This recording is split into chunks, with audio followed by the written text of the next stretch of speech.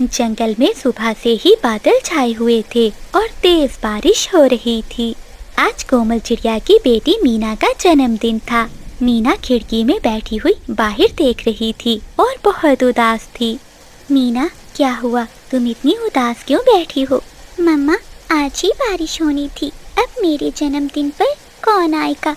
मीना बेटी, चिंता मत करो, हमारा घर मिट्टी का जरूर है मगर ये बहुत मजबूत है। देखना, सभी पक्षी आएंगे। अब मैं जाकर तुम्हारे लिए केक ले आती हूँ। तुम भी छाता ले जाओ और अपने दोस्तों को जन्मदिन की दावत दे आओ। ऐसा कहते हुए कोमल चिड़िया केक लेने चली जाती है और मीना चिड़िया भी छाता लेकर अपने दोस्तों को दावत देने चली जाती है। वो सबसे पहले तोते के घर जाती है। अंकल और आंटी, आज मेरा जन्मदिन है।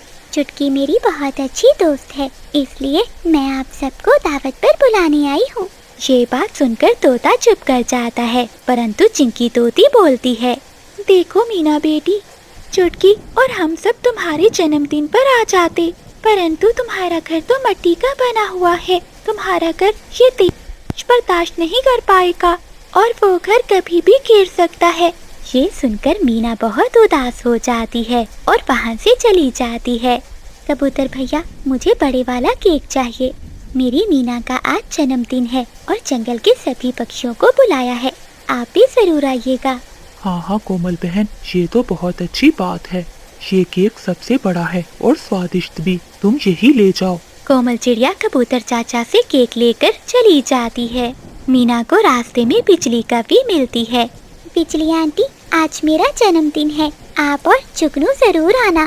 क्या छोटी गरीब चिड़िया, तुम्हारा घर मिट्टी का है, ऐसी तेज बारिश में वो कभी भी गिर सकता है। ना रे ना, ना मैं आऊंगी और ना मेरा जुगनू। परंतु आंटी, मम्मा कहती है हमारा घर बहुत मजबूत है। क्या कहा? मजबूत? तुम्हारी मम्मा झूठ बोलती है। देखना, एक हवा का झोंका आएगा और तुम्हारा घर उड़ जाएगा। अब जाओ यहाँ से, मैं अपनी जान और अपने बेटे की जान खतरे में नहीं डालना चाहती। ऐसा कहते हुए बिजली कभी वहाँ से चली जाती है। मीना अपने दोस्तों के घर जाती है, लेकिन सभी आने से मना कर देते हैं। उदास होकर मीना चिड़िया वापस अपने घर चली जाती है। क्या हुआ मीना, तुम इतनी उदास क्यों लग रही हो? देखो, मैं तुम्हारा केक ले आई हूँ। मम्मा, मुझे कुछ नहीं चाहिए क्योंकि कोई भी मेरा दोस्त मेरे जन्मदिन पर नहीं आएगा। परंतु क्यों मीना? क्योंकि मम्मा, हमारा घर मिट्टी का है और मिट्टी का घर कभी भी टूट सकता है। भला कोई भी पक्षी अपनी जान खतरे में क्यों डालेगा? मीना की बात सुनकर कोमल चिड़िया भी उदास हो जाती है। शाम होते ही जंगल में बारिश बहुत तेज हो जाती है। सभी पक्षी अपने अपने घरों में बैठे थे। अरे चीकू जी, देखिए हमारे घर की छत टपकने लगी है, पानी अंदर आ रहा है। हाँ चिंकी, चुटकी को लेकर बाहर निकलो, ऐसा ना हो कि ये छत हम पर ही गिर जाए। ऐसा कहते हुए तोता तोती अपनी बेटी को लेकर बाहर निकलते हैं। उनके निकलते ही उनके घर की छत गिरकर टूट जाती है। चीकू जी, ये तो बहुत अच्छा हुआ कि समय रहते हम बाहर आ गए, न जाने आज हमारे साथ क्या हो जाता। हाँ चिंकी, ये तो है, लेकिन अब हम ऐसी बारिश में कहाँ जाएंगे? हमारी चुटकी बीमार हो जाएगी। चीकू जी, इसमें सोचने वाली क्या बात है? चलो हम कफों के घर जाते हैं, हमने भी तो कई बार उनकी मदद की है। ऐसा कहते हुए वो पति पत्नी अपनी बेटी को लेकर कफों के घर की ओर जाते हैं। बादल का वश सो रहा था, तभी घर हिलने लगता है, जिससे बादल की आँख खुल जाती है। बिजली, उठो, जुगनू को उठाओ। देखो, हमारा घर हिल रहा है, ऐसे लग रहा है कि ये अभी गिर जाएगा। जल्दी घर से बाहर निकलो। वो कौवे जैसे ही घर से बाहर निकलते हैं तो हवा के एक तेज झोंके से उनका घर नीचे गिरकर टूट जाता है और पानी में बह जाता है। हाय हाय बादल जी, मेरा घर टूट गया, अब हम कहाँ जाएंगे? वो बैठे हुए थे कि तोता भी अपने परिवार को लेकर वहाँ आ जाता है। लगता है कौवो, तुम्हारा घर भी टूट गया है। बादल जी, अब तो एक ही रास्ता है, चलो सब। ऐसे जंगल के सभी पक्षियों के घर भी टूट जाते हैं। वो सभी इकट्ठा होकर कोमल चिड़िया के घर जाते हैं। दरवाजे पर दस्तक होती है। लगता है कबूतर चाचा होंगे, मैं दरवाजा खोलती हूँ। कोमल चिड़िया दरवाजा खोलती है तो सामने कौवों का परिवार, तोते का परिवार और जंगल के सभी पक्षी खड़े थे। दोस्तों, क्या हुआ? तुम सब तो भीगे हुए हो, जल्दी से अंदर आ जाओ। ऐसा कहते हुए कोमल चिड़िया सभी पक्षियों को घर के अंदर ले जाती है। चिड़िया बहन, हमें माफ कर दो, हमारी लकड़ी के घर इस तूफान में भी टूट गए, लेकिन तुम्हारा मिट्टी का घर अभी तक वैसे का वैसा ही है। हाँ चिड़िया बहन, बिजली ठीक कह रही है। हम सब तुम्हारे घर का मजाक उड़ाते थे, मगर असलियत में तुम्हारा घर ही सबसे महफूज है। ऐसा कहते हुए वो सभी पक्षी मीना से भी माफी मांगते हैं। देखो मीना बेटी, सभी पक्षी आ गए, तुम कितनी उदास थी। अब हम सब मिलकर तुम्हारा जन्मदिन मनाएंगे। फिर जंगल के सभी पक्षी मिलकर मीना का जन्मदिन मनाते हैं और खूब मजे मजे से खाना खाते हैं। वो बारिश की रात जंगल के सभी पक्षी चिड़िया के घर में ही गुजारते हैं। दोस्तों, अकल का इस्तेमाल और मजबूत बुनियाद ही मुश्किल वक्त में काम आती है। कभी किसी की गरीबी का मजाक नहीं उड़ाना चाहिए। बंटी भैया, क्या आपने महसूस किया है बुलबुल ने आज गीत नहीं गाया? वो कहाँ है? हाँ कोमल बहन, मैंने उसे नदी के पास देखा था। वो पानी पीने गई थी पर अभी तक लौट कर नहीं आई। मुझे डर लग रहा है कोमल बहन। देखो, आसमान पर एक भी तारा नहीं चमक रहा, सिर्फ काले बादल ही मंडला रहे हैं। चीकू जी, आप तो बहुत डरपोक हैं। कोमल बहन, चिंता मत करो, बुलबुल ठीक होगी। मैं नदी पर पानी पीने जा रही हूँ, वापस आते हुए उसे भी अपने साथ ले आऊंगी। ऐसा कहते हुए चिंकी तोती वहाँ से नदी पर चली जाती है। सभी पक्षी बैठे चिंकी तोती और बुलबुल का इंतजार करते हैं। काफी समय इंतजार करने के बाद चिंकी वापस नहीं आती। चीकू और बंटी भैया, बहुत देर हो गई है, अभी तक वो दोनों लौट कर नहीं आई। चलो नदी पर चलकर देखते हैं। ऐसा कहते हुए वो तीनों नदी की ओर जाते हैं, लेकिन वहाँ कोई भी नहीं था। बुलबुल बहन, चिंकी बहन, कहाँ हो आप? कोमल चिड़िया ऐसे जोर जोर से पुकारती है, परंतु कोई भी जवाब नहीं आता। चिड़िया बहन, मेरी चिंकी कहाँ चली गई? चीकू भैया चुप कर जाइए, ये तो मुझे भी नहीं मालूम, लेकिन कुछ बहुत बुरा हो रहा है। हमें मिलकर रहना होगा, कोई भी अकेला कहीं नहीं जाएगा। काली घाटी में बिजली कवि एक जादुई पिंजरे के साथ बैठी थी।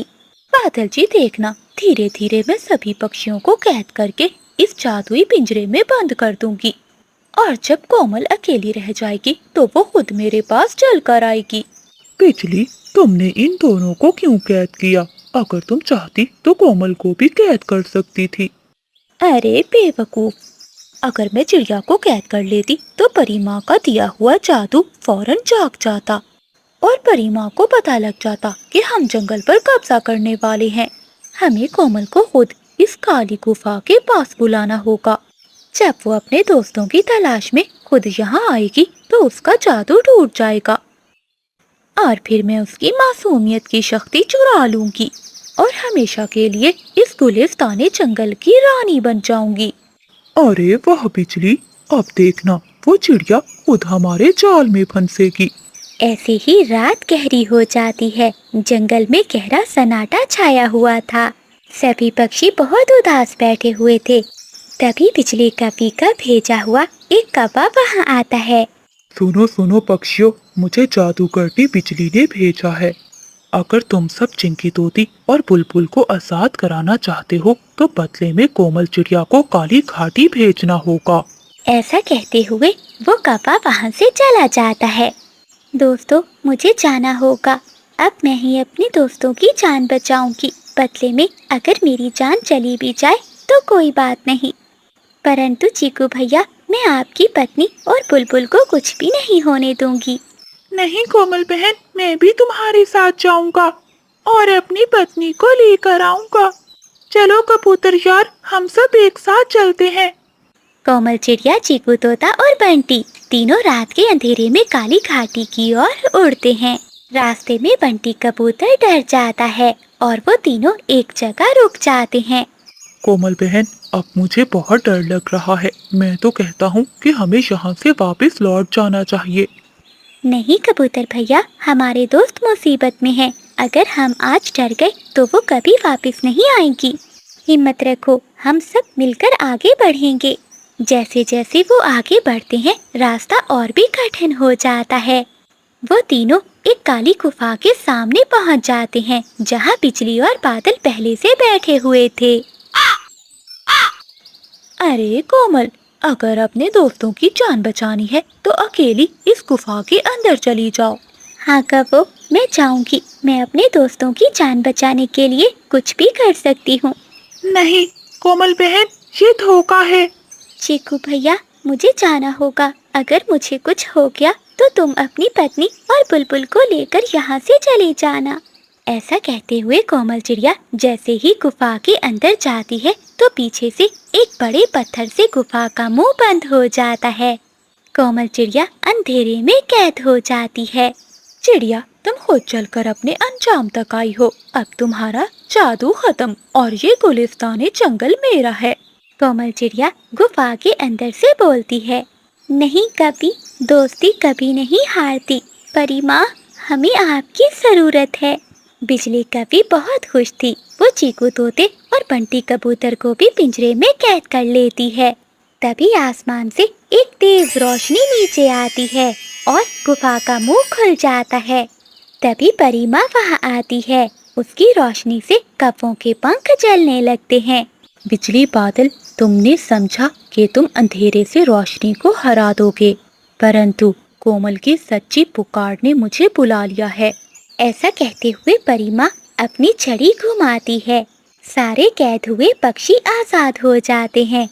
फिर परी माँ उन कौवों पर जादू करती है जिससे वो काफी दूर उड़ जाते हैं। गुलिस्तानी जंगल में रात का खौफ अब खत्म हो चुका था।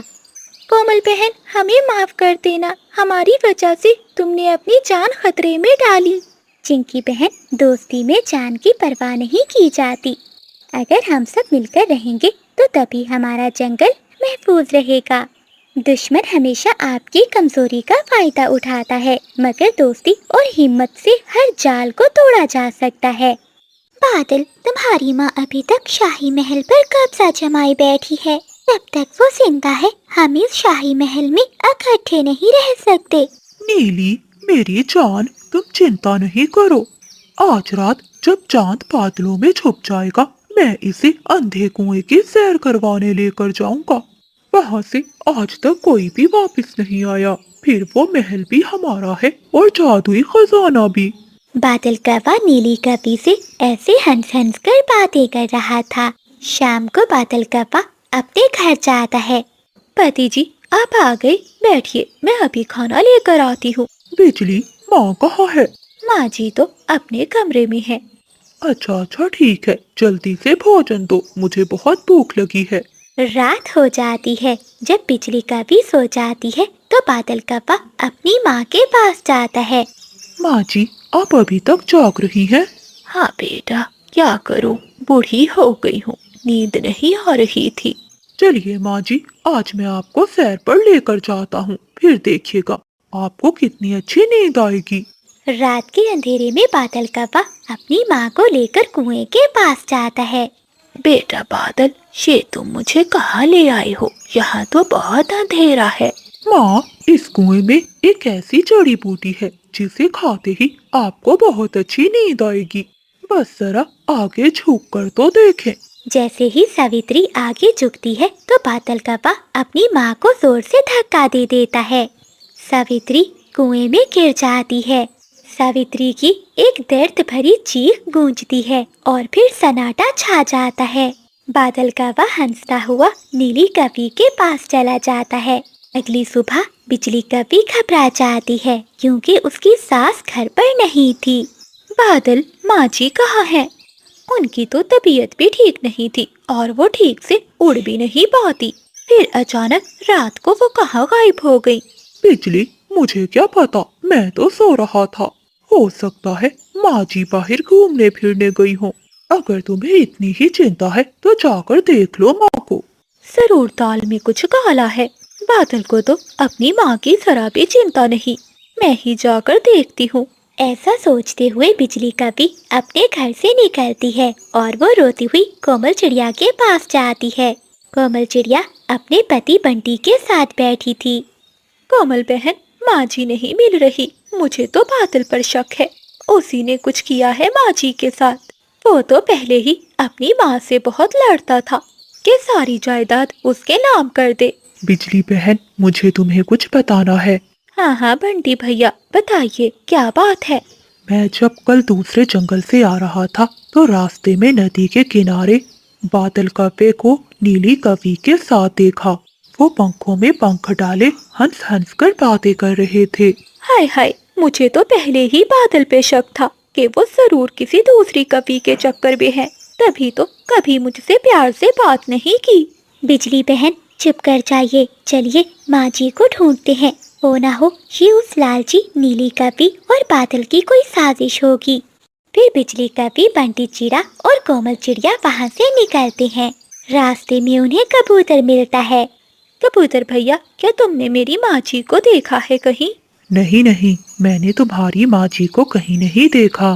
कबूतर भैया, माँ जी रात से गायब है और वो अभी तक घर नहीं लौट कर आई। कवि बहन शांत हो जाओ। तोता रात को घूम रहा था जंगल में, हो सकता है उसे कुछ मालूम हो। चलो उसी के पास चलकर पूछते हैं। फिर वो सभी पक्षी तोते के पास जाते हैं। तोते भैया, क्या आपने बिजली की सासू माँ को देखा है कहीं? हाँ हाँ, देखा था रात को मैंने। वो बादल कव्वे के साथ पुराने कुएं की ओर जा रही थी। बादल के साथ? मेरा शक सही निकला। ये सब किया कराया उस बादल का ही है। कैसा बेटा है जो अपनी माँ की जान का दुश्मन है। फिर वो सभी पक्षी वहाँ से पुराने कुएं की ओर जाते हैं। बिजली झांक कर कुएं में देखती है तो सावित्री कुएं में बेहोश थी। चिड़िया बहन, माँ जी अंदर है। फिर सभी पक्षी मिलकर लंबी लंबी बेलों की मदद से सावित्री को बाहर निकालते हैं। सावित्री जिंदा तो थी, मगर उसकी एक टांग टूट चुकी थी और वो बोल भी नहीं पा रही थी। अपनी सास की ये हालत देखकर बिजली कवि को बादल कव्वे पर बहुत गुस्सा आता है। कोमल बहन, तुम माँ जी को अपने साथ अपने घर में ले जाओ और उनका ख्याल रखो। हम अभी इस काबिल नहीं है कि बादल और उस नीली कवि का सामना कर सकें। मैं नीले पहाड़ पर जा रही हूँ अपनी दादी से जादू सीखने। जब तक मैं वापस न आऊँ तो बादल को पता नहीं चलना चाहिए कि माँ जी जिंदा है। ऐसा कहते हुए बिजली कवि नीले पहाड़ की गार में चली जाती है और बाकी सब पक्षी बूढ़ी माँ जी को लेकर अपने साथ चले जाते हैं। बिजली कवि गार में जाकर अपनी दादी से जादू मंत्र सीखती है। आग के शोले बुलंद हुए और बिजली के परों का रंग काला नहीं बल्कि नीला चमकदार हो गया। कुछ ही दिनों में बिजली कवि अपनी दादी से जादू सीख जाती है। वो वापस आती है और तोते से कहती है, तोते भैया, ये सोने की तरह चमकता हुआ पत्थर जाकर बादल को दे दो। ऐसा कहते हुए बिजली कवि तोते के कान में कुछ कहती है। तोता वो पत्थर लेकर बादल कव्वे के पास जाता है। बादल कव्वा अपने घर में नीली कवि के साथ बैठा हुआ था। ये देखो बादल, गजब हो गया। मुझे तो यकीन नहीं हो रहा कि तुम्हारी माँ ने मुझे सच बताया था। क्या बताया था मेरी माँ ने तुम्हें? तुम्हारी माँ ने मुझे बताया था कि कुएं के पास वाले पेड़ में इनका पुश्तैनिक खजाना छुपा हुआ है। ये देखो, ये मैं सोने का पत्थर वहीं से लाया हूँ। ये देखकर वो दोनों दंग रह जाते हैं। ये देखकर नीली कवि की आंखों में लालच आ जाता है और वो बादल कवि से कहती है, चलो बादल, वो सारा खजाना हमारा है, अभी जाकर ले लेते हैं। ये कहते ही वो दोनों वहाँ से उड़ जाते हैं। जैसे ही वो उस पेड़ की खोखर में जाते हैं तो अचानक बाहर से खोखर बंद हो जाती है। अरे बादल, ये क्या हो रहा है? मुझे तो तुम्हारी माँ की आवाज सुनाई दे रही है। तभी सावित्री वहाँ आती है। बादल, मेरी बेटी, मेरे पास आओ, कुएं में बहुत ठंड है। अपनी माँ को देखकर बादल कव्वा चीखने लगता है। नहीं नहीं माँ, मुझे माफ कर दो। ये सब इस नीली कवि का किया धरा है। इसी ने कहा था कि तुम्हें मारने से हमें खजाना मिलेगा। तभी बिजली कवि वहाँ आती है। बादल, तुमने अपनी माँ को मारने की कोशिश की। अब मैं तुम्हें ऐसा मजा सिखाऊंगी कि तुम हमेशा याद रखोगे। ऐसा कहते हुए बिजली कवि अपनी जादुई छड़ी घुमाती है और नीली कपी को एक चमगादड़ में बदल देती है। नीली, तुम्हारी यही सजा है, अब तुम एक चमगादड़ बनकर ही रहोगी। और बादल कपी को एक ऐसी सजा देती है जो मौत से भी बदतर थी। बादल, तुमने अपनी माँ के साथ बहुत बुरा किया। आज से तुम एक ऐसे काफे हो जो कभी काई काई नहीं कर सकेगा। जब भी तुम बोलोगे तो तुम्हारी चोंच से गधे की आवाज निकलेगी। नहीं बिजली, माफ कर दो मुझे। फिर बिजली कपी अपना जादू कपी पर करती है और अपनी सास को लेकर वहाँ से चली जाती है।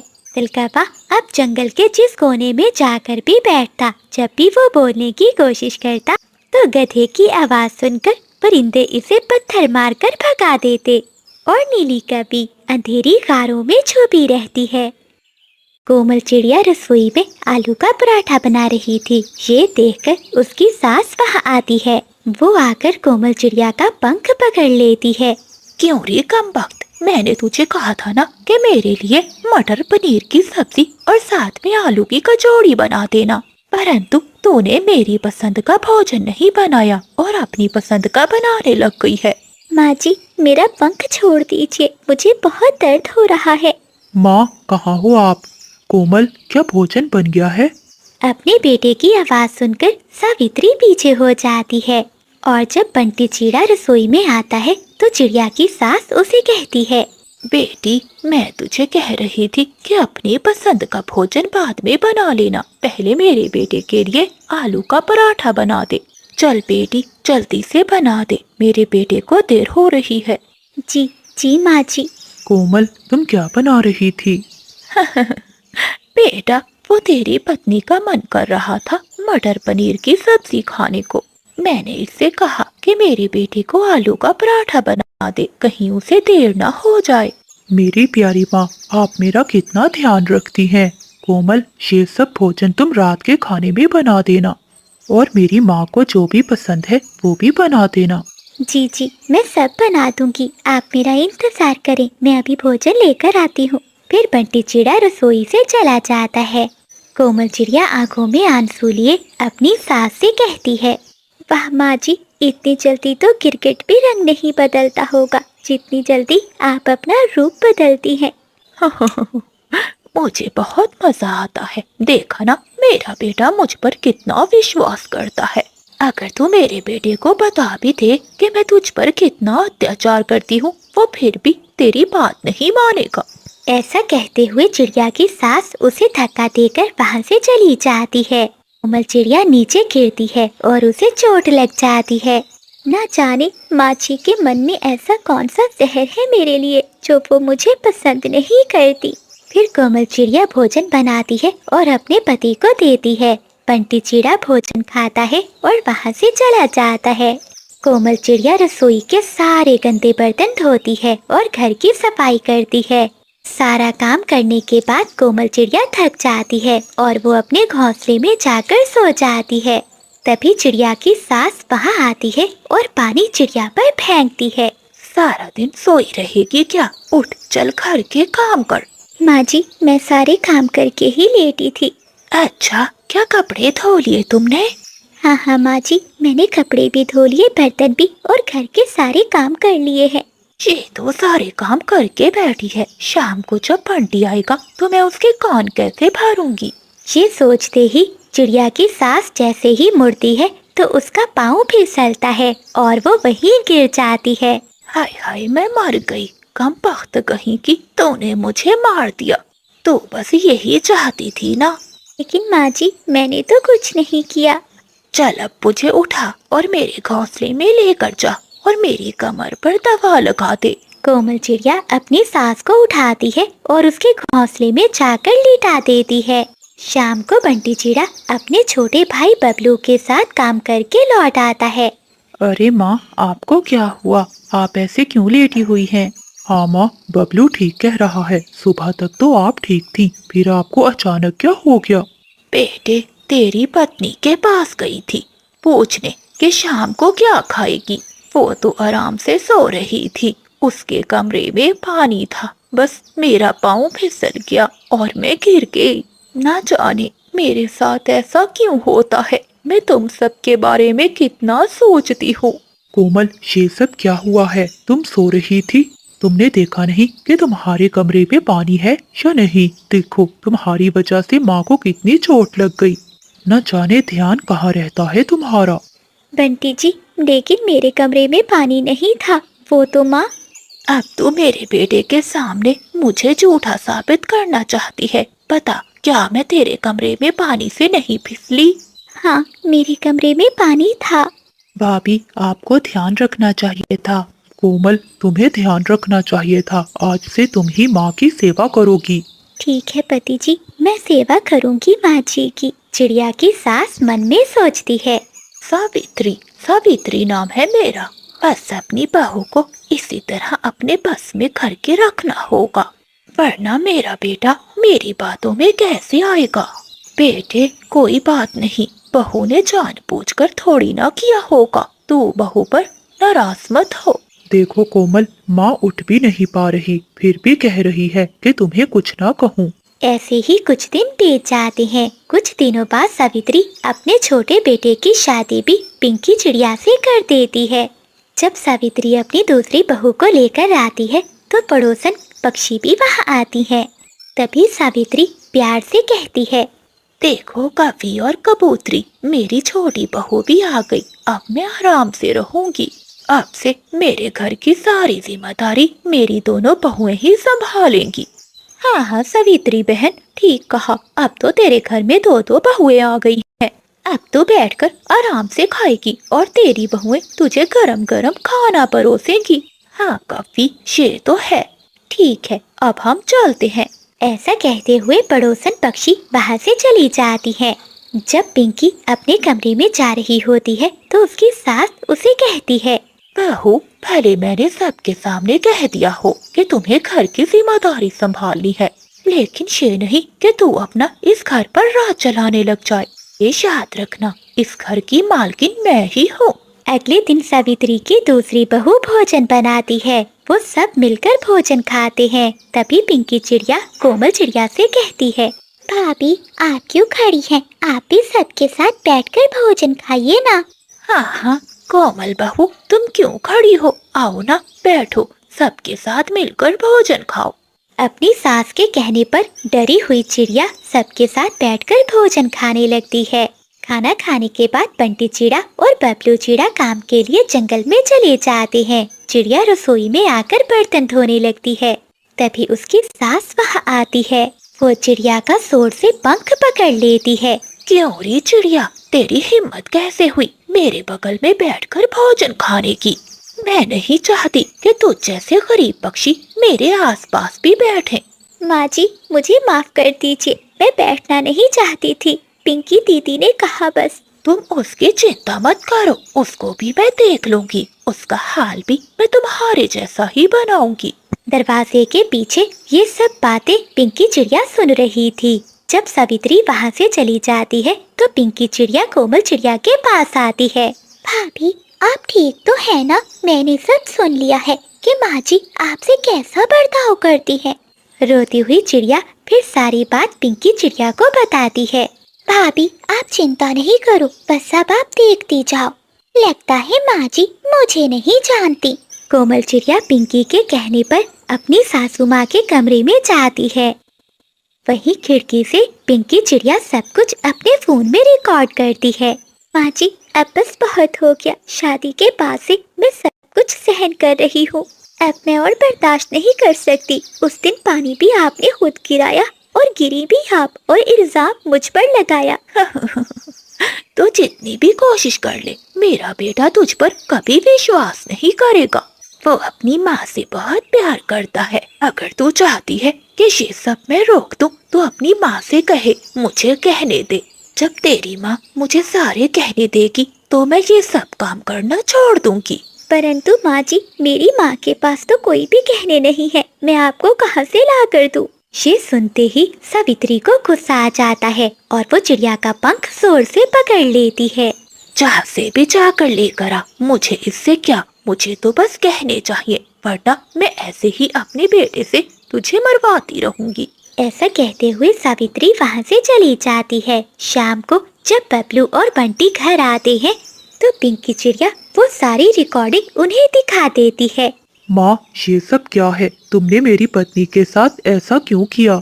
उसने आपका क्या बिगाड़ा था? अगर वो गरीब पक्षी है, आपको पैसे नहीं दे सकती, तो इसमें इसका क्या कसूर है? बेटे, मेरी बात सुन। माँ, मुझसे आज के बाद बात मत करना। बेटे, मुझे माफ कर दो, मैं गलत थी। मैं डर गई थी कि अगर मैंने उन पर रोब न रखा तो वो तुम दोनों को मुझसे जुदा कर देंगी। माँ जी, हमें डर नहीं प्यार चाहिए था। आपने तो अपने घर को ही तोड़ना चाहा। माँ, अब मैं आपके साथ नहीं रहूँगा। जो अत्याचार मेरी पत्नी पर आपने किया है, उसके बाद इस घर में रहना बहुत मुश्किल है। बेटे, मुझे माफ कर दे।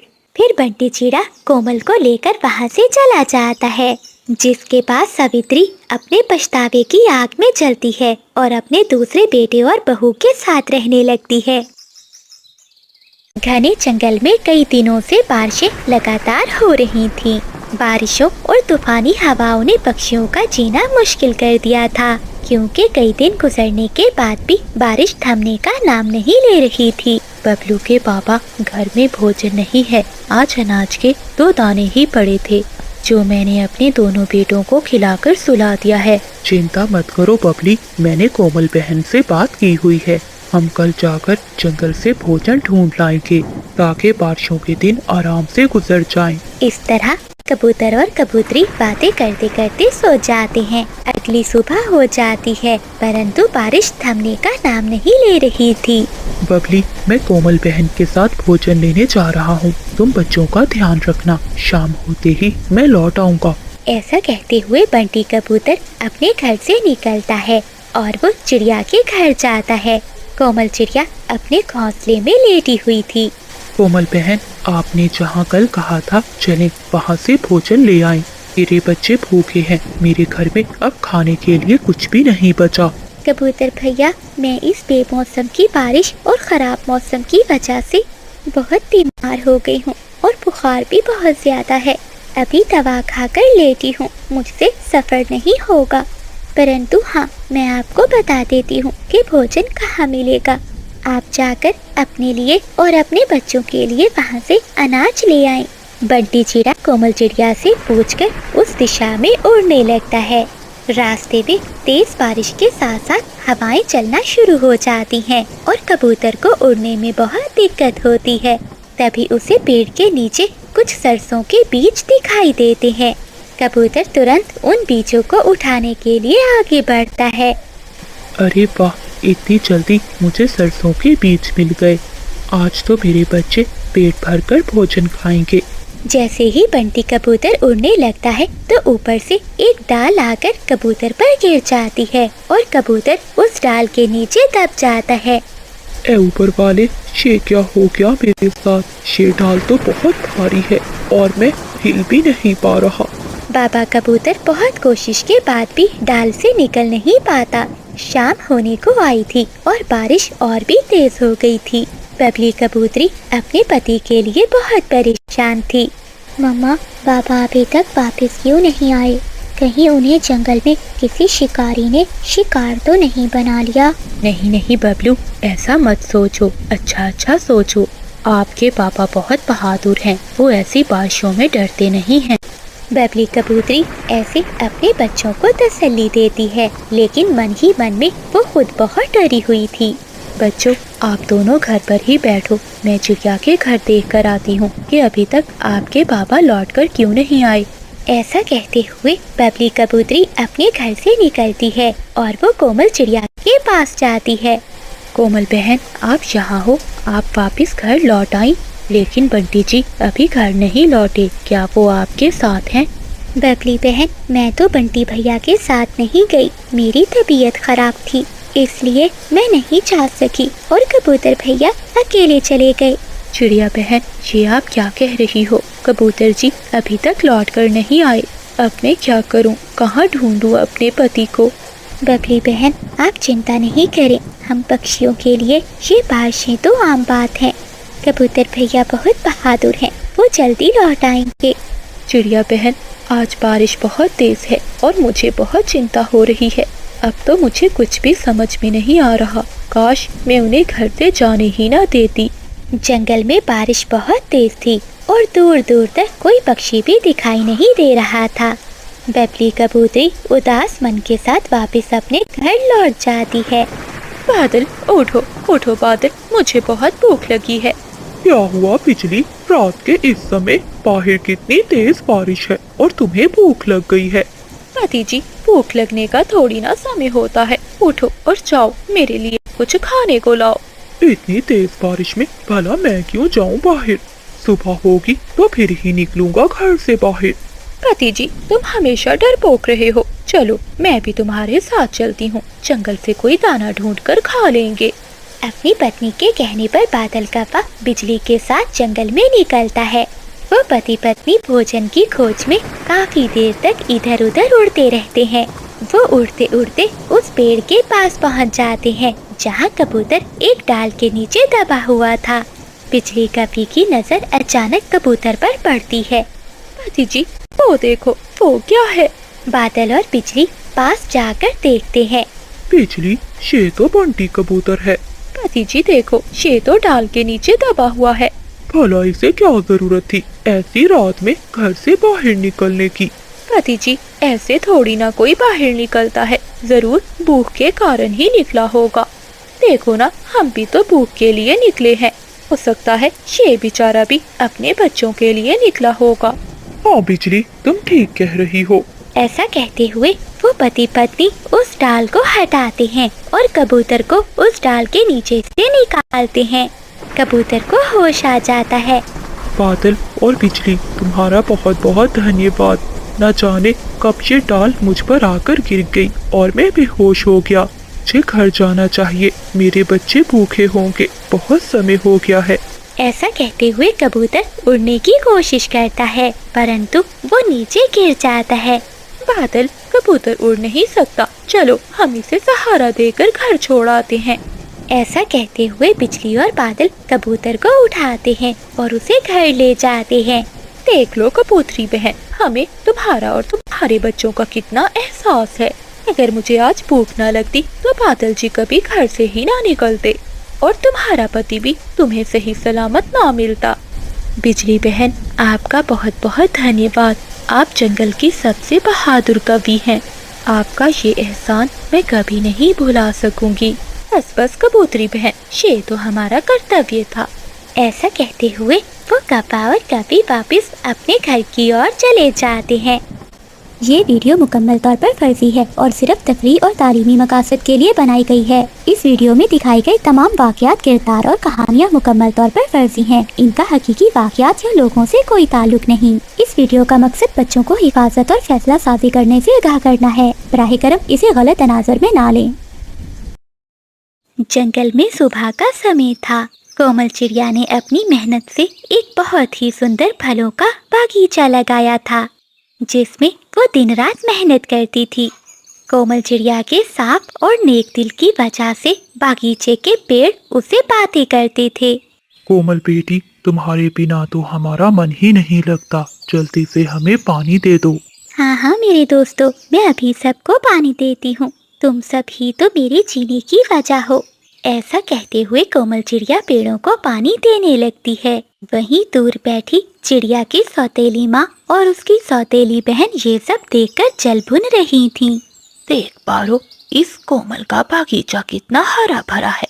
पूरे जंगल में इसकी तारीफें करते हैं और सभी पक्षी हमारा मजाक उड़ाते हैं। मुझे लगता है अब इसका इलाज करना ही पड़ेगा। हाँ माँ, किसी तरह से इसका बगीचा हमारा हो जाए और फिर हम इस कोमल को जंगल से निकाल देंगे। वो दोनों बैठी ऐसे बातें कर ही रही थी कि तभी महाराज तोते के सिपाही आते हैं। चिड़िया, तोते महाराज ने कल अपने दरबार में दावत रखी है और उन्होंने खास तौर पर हमें तुम्हारे पास भेजा है कि कल की दावत में तुम्हारे बागीचे के मीठे फल ही आएंगे। ठीक है उल्लू सिपाही, अगर महाराज ने कहा है तो कल मैं फल लेकर आ जाऊंगी। ये सुनकर